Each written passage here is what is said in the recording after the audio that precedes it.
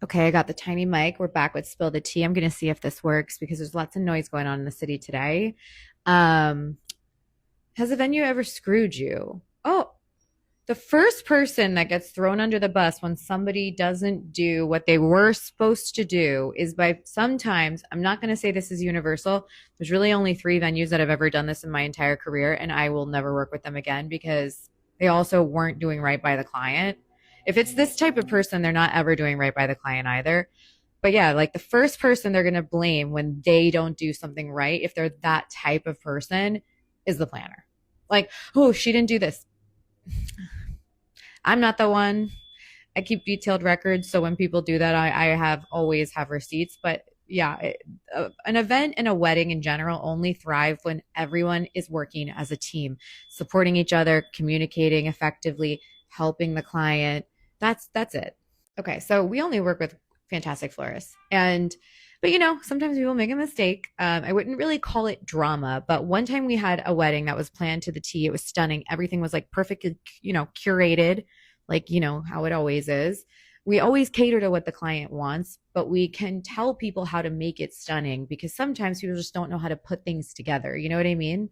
And they don't really know. So a lot of people don't have the type of mind where they can like see an empty space and in their head they can just imagine it looking like this and this. Like some people do not have that ability. So we had a wedding once where I think 2 days before the wedding, something was texted to the florist. Like, this is my problem with text. Like, you need to keep your planner in the loop, right?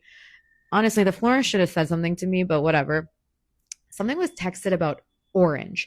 To this day, I do not believe that they actually meant orange. I think they meant like salmon because it was a pastel palette. I showed up that day and they were putting Halloween orange flowers in. I'm going to elaborate on this one because it was a little bit longer, but Halloween orange with a pastel palette. And we were all standing there like, it wasn't it. It wasn't it. It did not look good. It was the thing that kind of killed it for all of us. And I was a little disappointed with the florist for like not flagging that or actually having the, cojones to tell someone like, hey, that's probably not going to be complimentary to a pastel palette. But whatever. Went on with the day. Everything was fine. But sometimes I think people don't understand.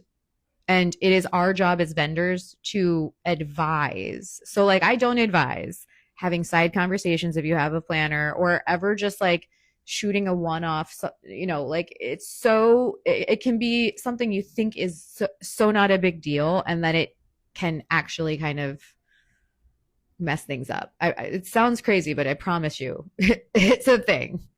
Well, I have a degree in psychology. Fun fact. Yeah. I've had to talk to people about their in-laws. That's a big one. Oh my God. So many people, they love their partner, but you inherit the family, right? And that's not always who you chose. You chose the partner. So I've had to talk people off a ledge about their future in-laws several hundred times. I've had to have interventions with people and their moms. It's usually, I hate to say it, interventions are usually happening with the moms. The dads, they're usually focused on the numbers. They're like, numbers, we want everyone to be happy, want my kid to be happy.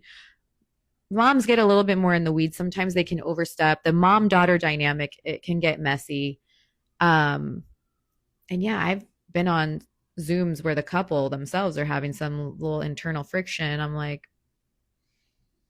and I've had to talk to people to the side. Yeah, this is part of the process. This is very emotional. That's why it's a different price tag than oh my, I literally hate this question. I don't know why literally everybody always asks me this. First of all, I'm working. I don't even have time to sit or eat my vendor meal. Number one, I'm running my team. I got things to do.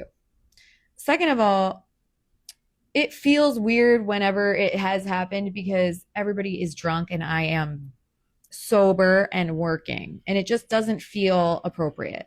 So I actually personally don't enjoy it. I find it like kind of uncomfortable, and it doesn't happen as often as people think. I promise. It's usually just somebody making jokes.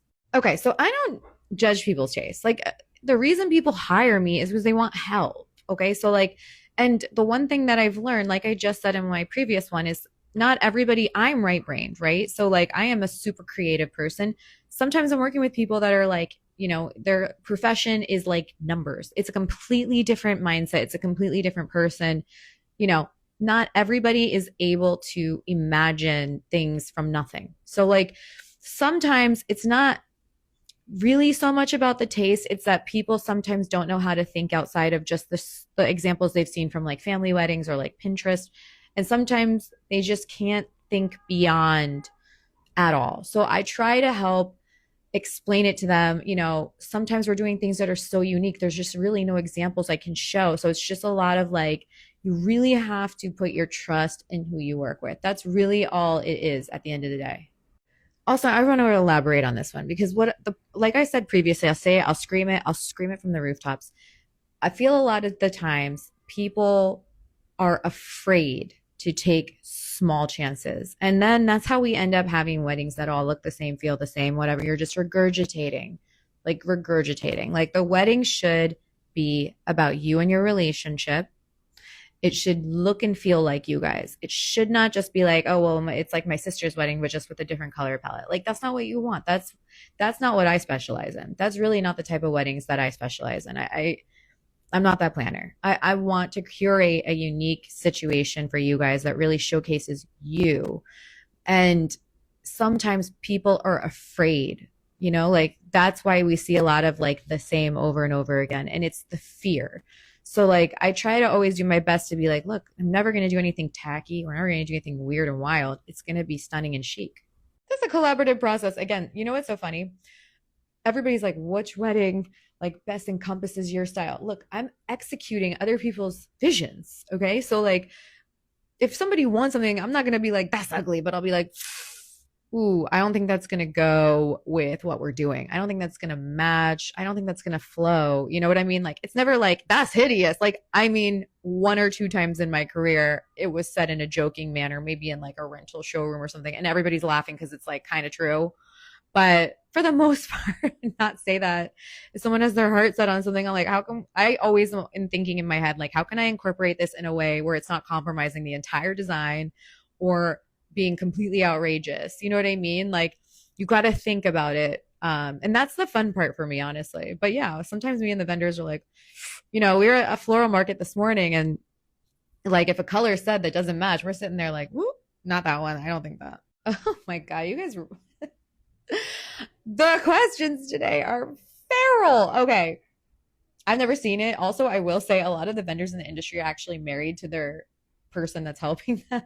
Usually it's like the florist married to the husband is there. He's helping. The photography team is a married duo. I mean, it's really not a ton of singles, I will say. I've never heard it. I feel like a lot of people in the industry that are single like don't want to date anyone else in the industry. Like we're unwell, you know, like we don't want to talk about weddings 24/7 sometimes. Like so I'm sure it's happened. I don't know. I say this to every single person that's ever talked to me for sales is like you should work only with people that you like genuinely feel like you vibe with.